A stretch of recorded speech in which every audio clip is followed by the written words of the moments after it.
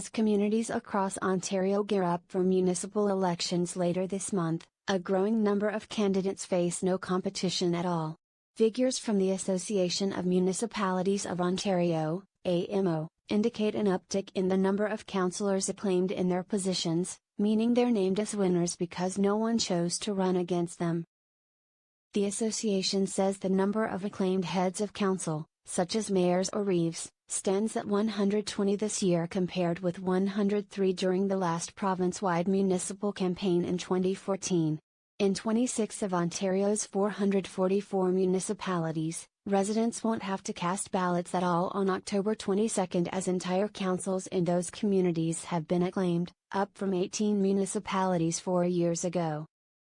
The association says the total number of council candidates acclaimed this year stands at 477, up from 390 during the last election cycle.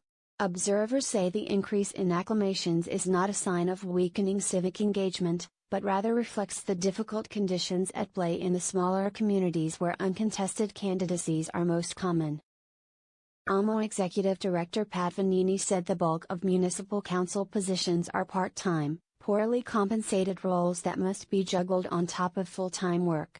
Municipal duties, moreover, must be carried out in an increasingly emotionally fraught climate made more complex by social media.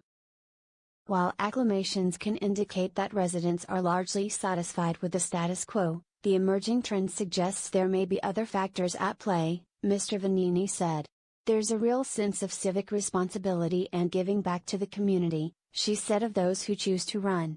But it'll be interesting to see over time whether some of these other influences really dampen that interest. The acclamations could be simply because there is no one that wants to do that job. Mr. Vanini said the average council salary in small communities sits between $12,000 and $15,000 a year, a figure that would put councillors well below the poverty line if they relied solely on their political positions for a living. Despite the modest compensation, Mr. Vanini said many councillors have to conduct town business off hours in order to slot the job around their other commitments. Kevin Marriott, the soon-to-be three-time mayor of the township of Enniskillen, Ontario, is familiar with the balancing act.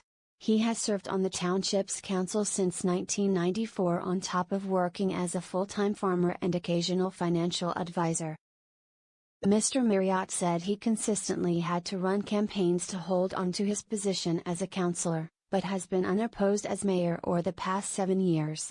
That is set to be repeated again this year as Enniskillen prepares to join the ranks of municipalities where all council positions are acclaimed, a rarity in Mr. Marriott's experience. Mr. Marriott said the consequences of losing a race can be magnified in small communities where residents are tightly interconnected. Those consequences, he said, can make unsuccessful candidates less likely to mount repeat campaigns, unlike in urban centers where perennial candidates are not uncommon. He said he's also noticed a shift in the tone of municipal discourse in many locales, saying people seem more likely to level sharp critiques than they were in his days as a rookie councillor. He theorized that the emotionally charged nature of most political debate on social media does little to cool flaring tempers. Candidates are usually driven to seek office by contentious issues that galvanize the population, Mr. Marriott said. The current lack of political drama in Enniskillen, he said, can be seen as a sign of comparative contentment in the municipality of roughly 2,700 residents. People, when they're happy, they tend not to want to try, he said. It's human nature to want to get involved when they see problems out there.